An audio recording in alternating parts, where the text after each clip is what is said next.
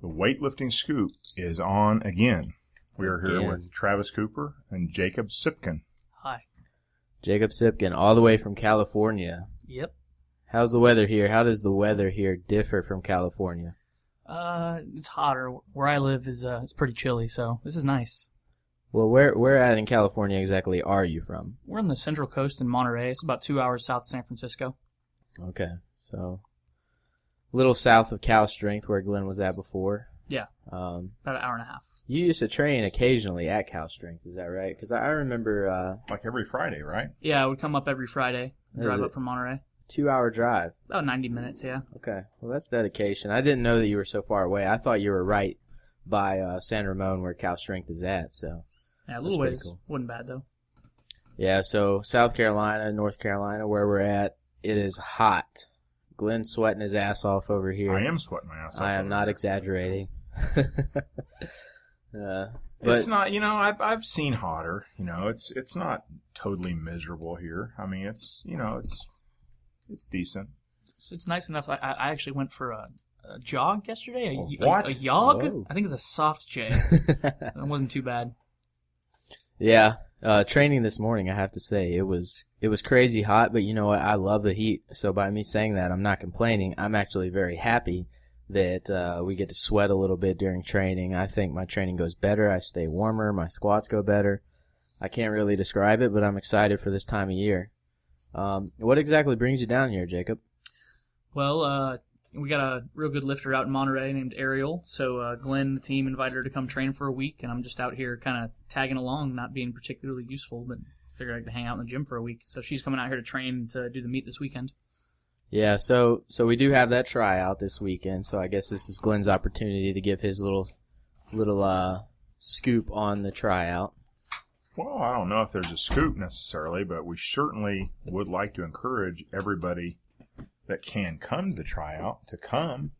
And if anybody is certainly at all interested in attempting to compete for Muscle Driver and take us up on the offer of nice big fat stipends, come and try out and see what happens. Well, yeah, obviously free for spectators. Come on in. I think, did we end out getting a food truck or There is talk of a food. Yeah, there is talk of a food truck. Talk about it. I heard about a bouncy house. Here's the thing. Well, the bouncy house talk is vastly overblown. Well, basically what happened with the bouncy house is James Tatum said, hey, if you get a bouncy house, I'm not going to get out of the thing. You're not going to come in and lift. I'm going to get hurt. Yeah. I got Pan Am's coming up, is what he said. So listen, I'm going to be honest with you. I flew out here for the bouncy house. Now you're telling me it's not going to happen. Damn it. Well, I think the bouncy house, it was a good idea, but, it's just probably not the best idea. But come to the tryout to watch, if nothing else. Because these competitions we have at tryout time, they're wonderful competitions. I mean, they're free for spectators, and there's lots of good lifting.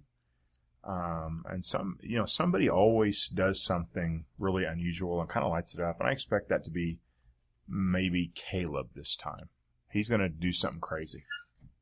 Yeah. So somebody or Don and I was saying that he won't be here. He'll be like, all right, well, not Caleb then. Travis, it has to be up to you. Travis, you got to be the one. You got to do something crazy this time. I'm training for nationals. I wasn't planning on hitting huge numbers here, but 172. Oh yeah, obviously. I mean, at least that much. But no. So Ariel, she's a 69 kilo lifter. Yep. She's coming down. I think she's going to have a great time training with Becca. Becca's our 75 kilo lifter. They do similar numbers. Maybe Ariel's doing a little more at the moment. I think they're virtually identical, and it's really good for Ariel because Monterey is nice, but it's very isolated. It's far from everything, so she rarely gets people to train with. She actually moved to Monterey from Sacramento, so it's really rare that she gets to train with anybody who can push her. So I'm real excited for her to have a great week out here. So is she able to train with you full time, or does she train in Sacramento sometimes? No, so she moved to Monterey specifically to train at our gym. So she works for us you're as a saying coach. From Sacramento to Monterey. Yeah, okay. She moved from home. Very cool. So recently, what are her best numbers? She's a 69-kilo lifter. And in the gym, she's snatched 85, clean and jerked 106, and cleaned 110. Best in competition are 80 and 103. Okay, yeah, and she hasn't competed much lately because my understanding is she had some kind of surgery last year. So she had surgery February of 2013 for a torn labrum. So started kind of making a comeback after that, and her first competition back was this last December, and she's done 3 meets, including that one. So, I mean, she had a pretty amazing recovery. She was back to 90% of PRs from a pretty serious surgery. I mean, it wasn't a scope. It was a full labrum repair. She was back to 90% within, I think 8 months, and was setting PRs shortly thereafter. So she had a great surgeon, great PT. It's really lucked out. Now, something a lot of you guys might be able to speak on. We've had a few people, notably Donovan Ford had shoulder surgery recently. David Garcia recently had shoulder surgery. So it seems like these guys are able to, have good recoveries. Sean Hutchinson had shoulder surgery, and they hit PRs afterwards. Now, why do you think that is? Do you think it's just mentally they want to get back in the gym so bad that they have that fire about them after the fact, or is it something about surgery and getting that recovery that's beneficial? Well, I don't know. I think that something about surgery does tend to rest you up a little bit for obvious reasons. It's very easy to, when you are pushing yourself and pushing yourself and pushing yourself, just push a little too hard and do that over an extended period of time. It's one thing to do one training cycle where you're kind of on the edge. Another thing to do 3, 4, or 5 training cycles. And, surgery is not the ideal situation, but it certainly is something where you have to take a step back. You have to take a major step back from training. And oftentimes, when you are pushing yourself too hard, you get a lot of rest that you really needed when you undergo surgery. And I wouldn't count on it for that purpose, but I got a couple of guys out on the floor that I wouldn't mind putting into surgery for a little while, Well, it hurts something on them, anything. I think there's something to be said, too, for you can take a lifter who's, maybe a little burnt out, and even if they don't show it, they're still training, but they don't have that fire as much. And, if they go through surgery and they go through the process of not being able to train, that's going to light a fire under their ass.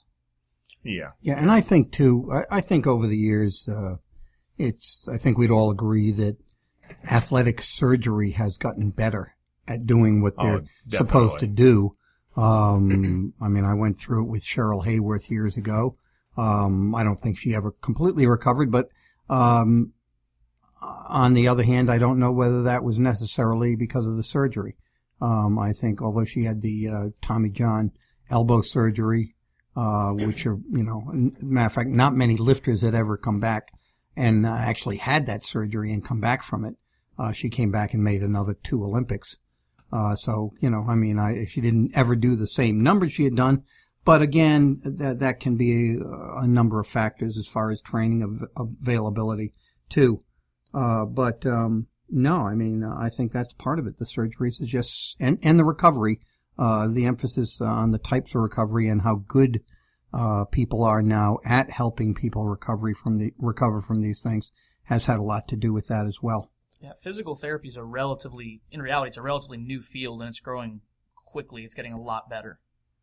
Yeah, well, I think physical therapy, like surgery, at one time was geared towards fixing somebody so they could be okay, rather than repairing it to a point where you can get back to athletic excellence.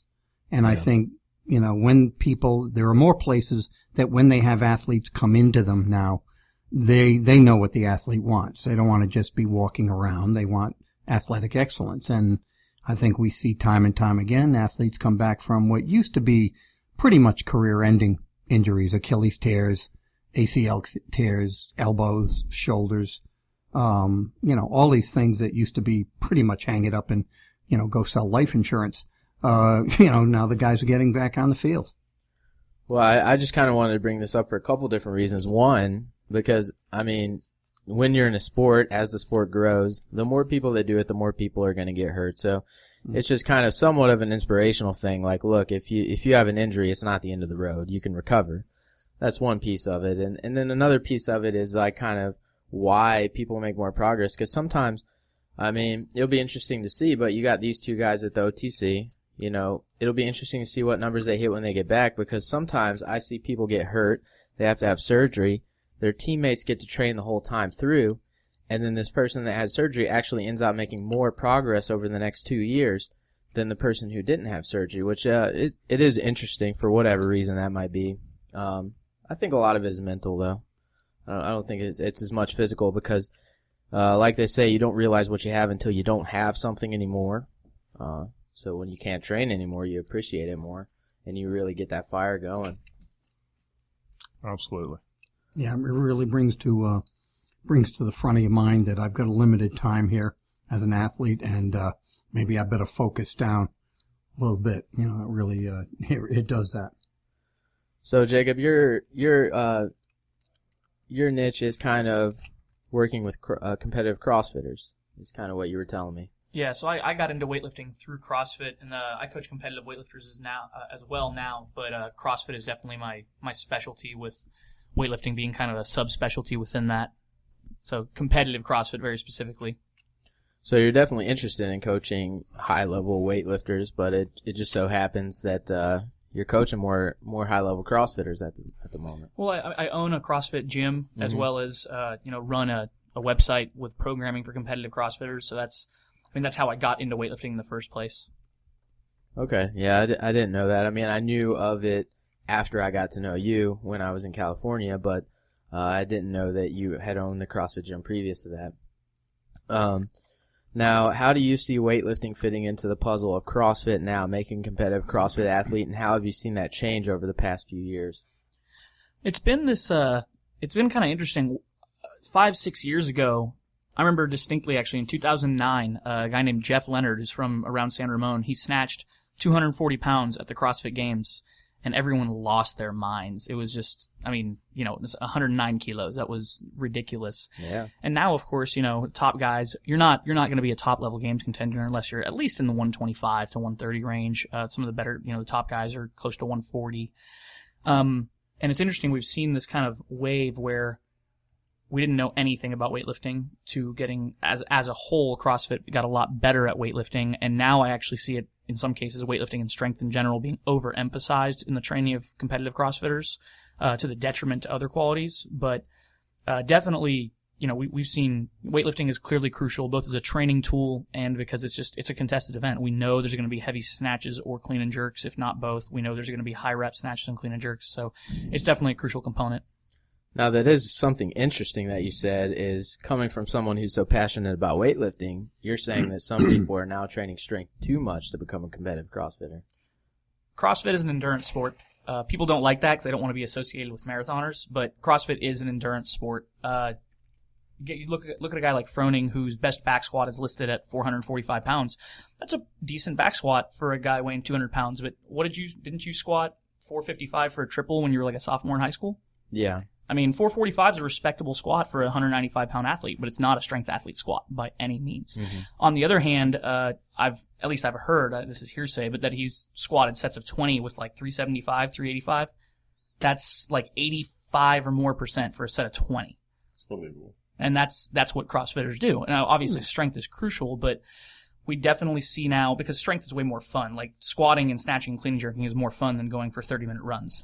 Well, that is interesting that you said that he could do a set of 20 with that high of a percentage, because, there's probably people in CrossFit who can squat well over 500 pounds that can't do 375 for sets of 20, so. Oh, absolutely. I think that a big mistake that is made, it's this kind of perpetuated myth, is that strength endurance is really, really contingent on maximal strength, and it's not. It's, to a degree it is, but past a certain point, your 1 rep max is not going to make your endurance go up. Yeah, because in one respect, if you can't squat 375 pounds, you can't do it for 20. But squatting, there's definitely squatting 600 pounds doesn't mean you can't either. Yeah, there's definitely a barrier to entry, absolutely. And I don't mean to downplay the importance of strength. It's incredibly important. I'm just saying that we do see, people who make the mistake, in my opinion, of making it, acting like strength is number one and everything follows that. When it's not quite that simple. Would you say though, Jacob, that as far as training for the upper levels of competition in CrossFit, regionals and above, that CrossFit becomes more strength-based than CrossFit actually? Absolutely not. No. I have a good friend who I won't name. She is a games athlete looking to be significantly more competitive this year than last year, who female who back squats around 250 pounds. A respectable back squat, but she consistently beats girls who are very endurant and much stronger than her because she has the edge in endurance. Strength is very important, and there's no question that you have to go to the CrossFit Games and be able to snatch and clean and jerk and deadlift and squat. But I'm not going to say that endurance is more important. I'm going to say that CrossFit is what it claims to be. It is balanced.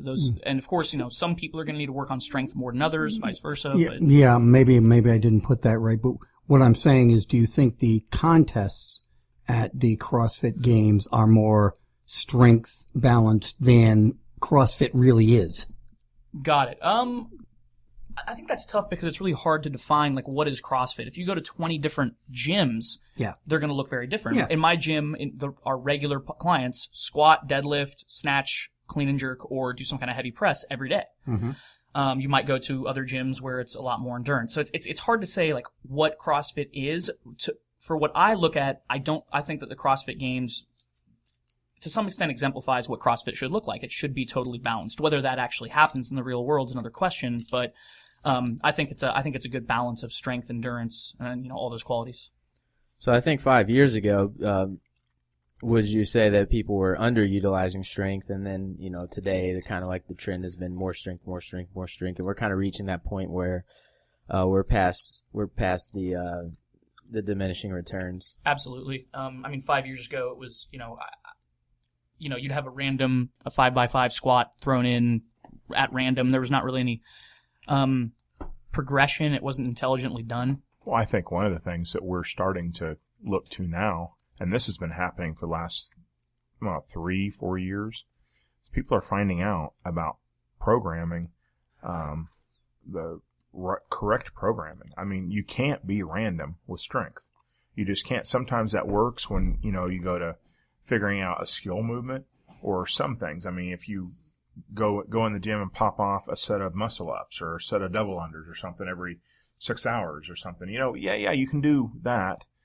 But when it comes to developing strength, that really thrives under a very regulated program, so that you're doing every third day, you're doing X sets, X reps, etc. And it's very, you can count on it. You can count on it. You can take it to the bank.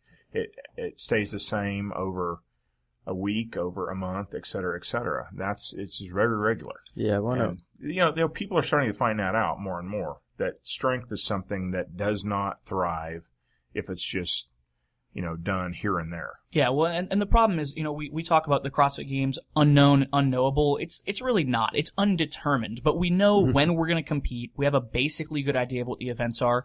And that means, to some extent, we're going to be periodizing. Yeah. I think periodization for CrossFit is different from conventional linear or block periodization, but nonetheless, we should be organized in our approach. Mm-hmm. Yeah, and especially now, I think one thing that we talk about at seminars, one of my favorite things that Glenn says is consistency is rewarded in strength training. But now in endurance training, maybe not. Running, rowing, all that stuff, that endurance that you build helps you with the next skill to be able to do more reps and more sets, or just longer distances and whatnot. But when you talk about strength training, if you only squat a 1 rep max or a 5 rep max every so often, you need to do that consistently, and you need to do back squats consistently to get good at back squats. Yeah, but I definitely think endurance is rewarded by consistency. I know for a fact that the gal who took second in the row event, the half marathon row at the games last year, rowed every day. Yeah. So, I think consistency is important across the board. Maybe the problem was that CrossFitters were consistently doing endurance work of some type. It just wasn't organized. But, it would be akin to, well, I'm going to make sure I squat at least 4 times a week or 3 times a week, whatever. It's just not necessarily a program, progressive. And now we're seeing this move towards there's more intelligent progression and endurance work as well. And I think that's kind of the next waves. People are going to figure out we can do this in an intelligent, organized fashion.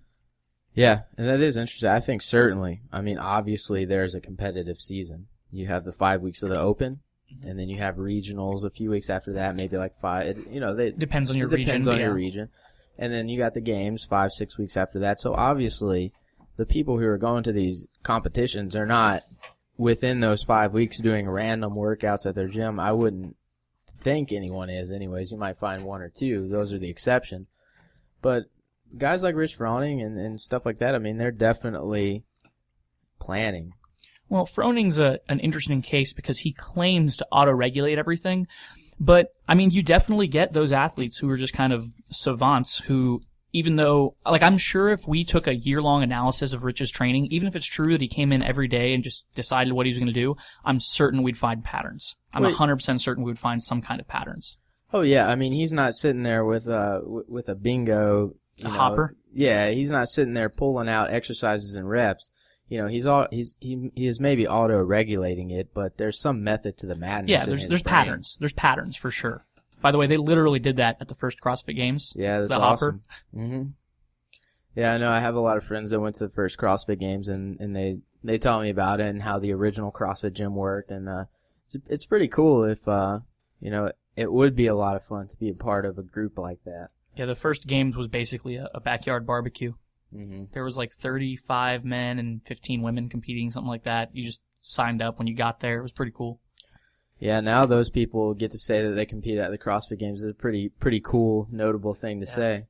You just got to be at the right time.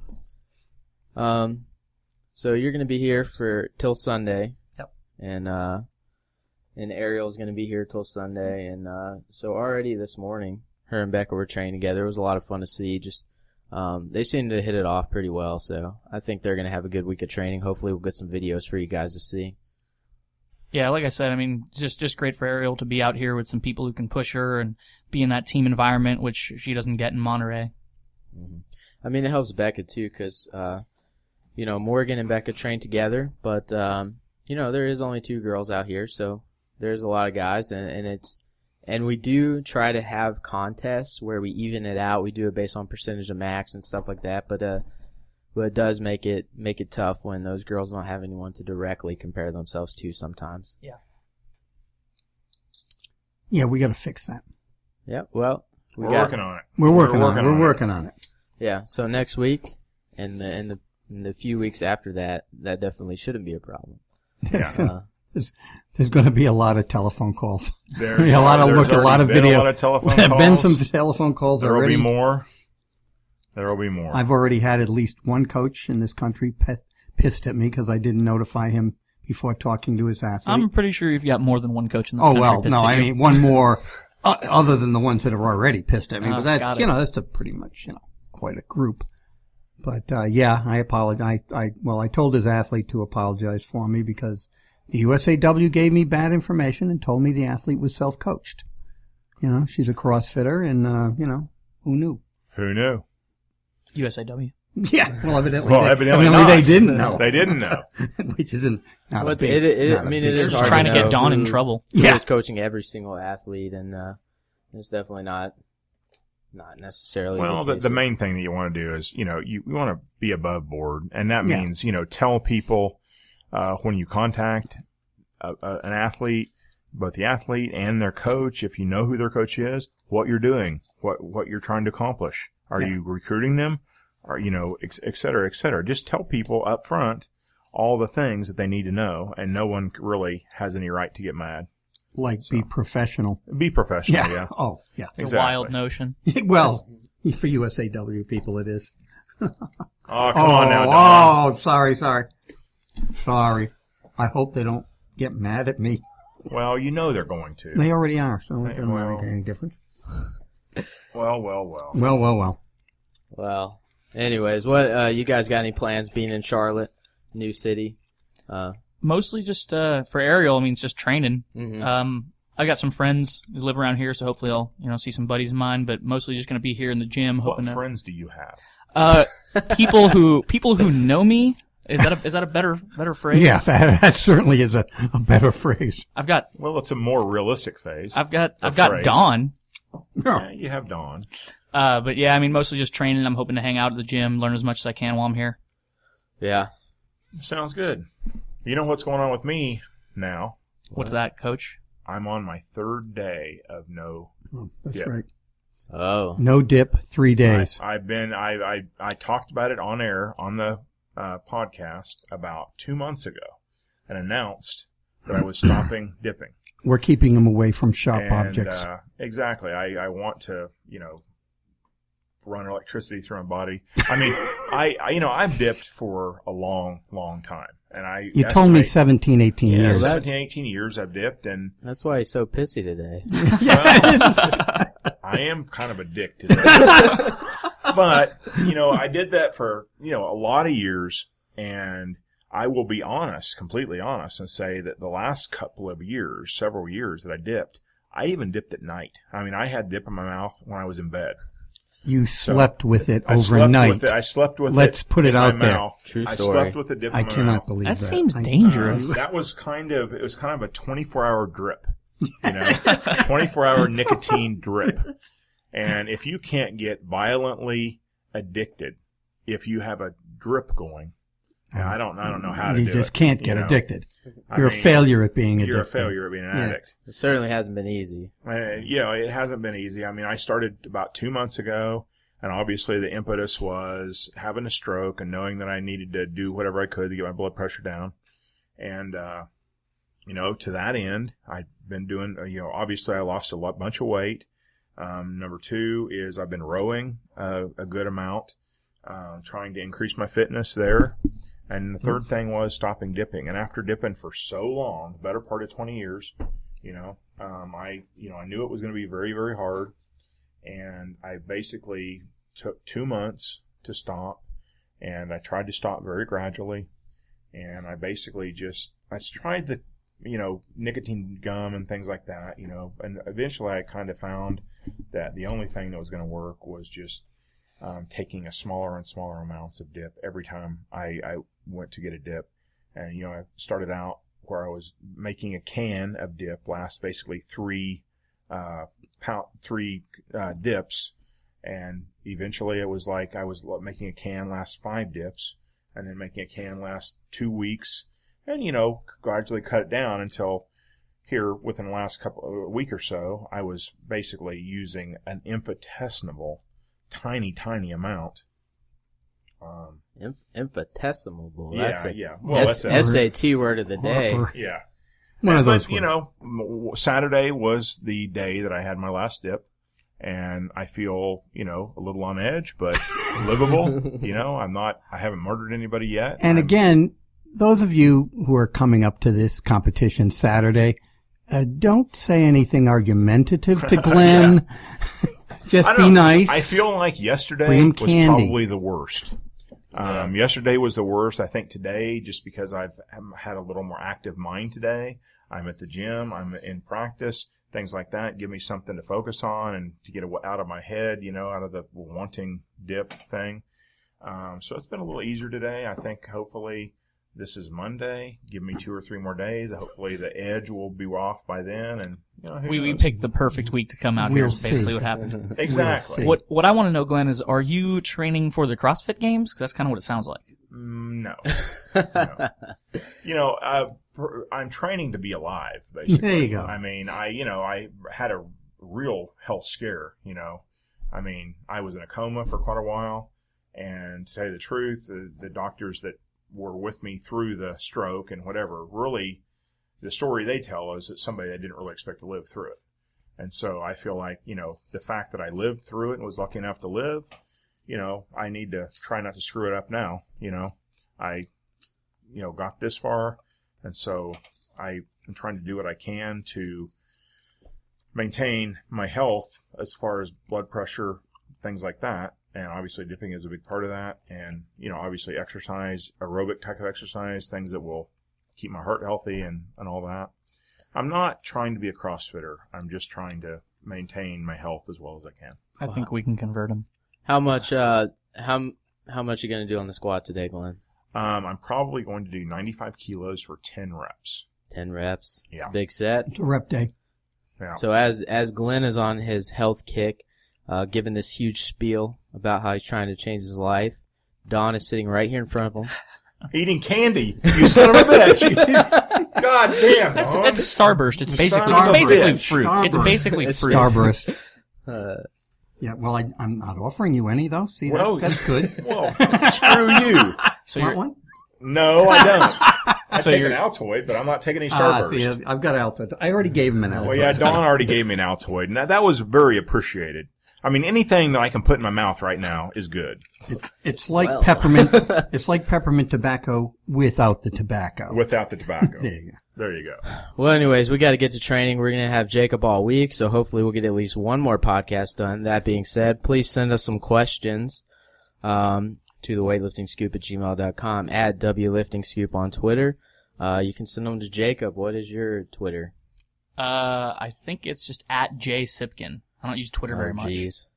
I know nobody's gonna be able to spell that. Can you spell that, please? Just send it to me on Facebook. Yeah, so Jacob Tsypkin on I'm Facebook. surprised it's not How- at Twitter. How do you even spell your last name? It is very tricky, so. TSYPKIN. All right, so basically, the weightliftingscoop@gmail.com Every is consonant way you can think easier. of.